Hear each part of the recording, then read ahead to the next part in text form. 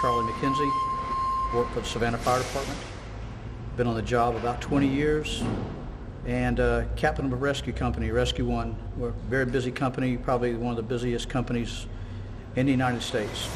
The rescue company responds to everything, whether it be a structure fire, a gas leak, a vehicle extrication, a bomb threat, you name it, the rescue company goes to it. We see some things that are not very wholesome, and you got to be ready for that.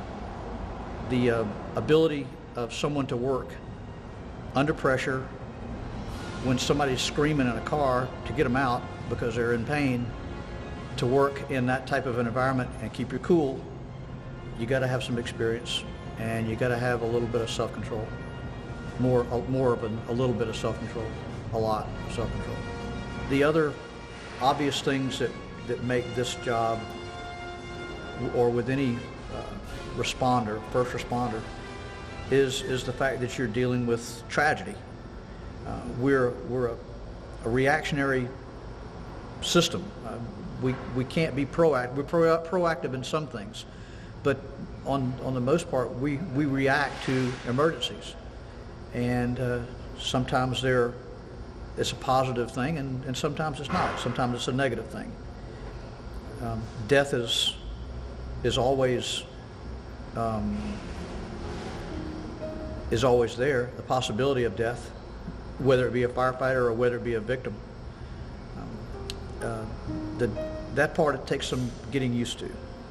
It takes a little bit of a hardening, if you can understand what I mean by that. You have to harden yourself to what you see, and you have to be able to work under a pretty heavily stressful situation. When you have a fatality, or you have a person that is in a lot of pain and you're dealing with that, I think everybody's in the fire services, their heart is, it goes out to the children that get hurt, or they get lost, or that's the worst part of the job, is having to deal with a family that's lost a child in a fire, or a family they've all been lost in a fire. Pretty tight here. The companies get along together, but this house that I'm in has an engine company operating out of it, as well as my rescue company. The guys are always picking at each other, just like it would if you were, brothers living together in a house. A lot of jokes, a lot of practical jokes. But when it comes down to it, and you're in the thick of it,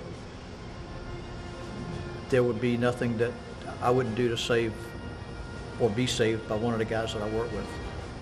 It's probably the closest relationship that you could have, other than being married. These guys are, you work with them 24 hours a day for, every other day. You get to know each other quite well. You get to know their family. And it's fun. I would think that everybody that steps foot into a fire station is pretty much at awe at first with the equipment and the size of everything. And the guys that are doing it are probably the bravest guys I've ever met in my life. All of us have that certain little bit of excitement that we have to have prodded all the time to keep us influenced in doing this job. And I would have to say that most of us are adrenaline junkies. We're all tied in with that. We all do something that's on our off days. It's kind of quirky. I dive. We got some guys that fly airplanes. We got just people that do all kind of stuff.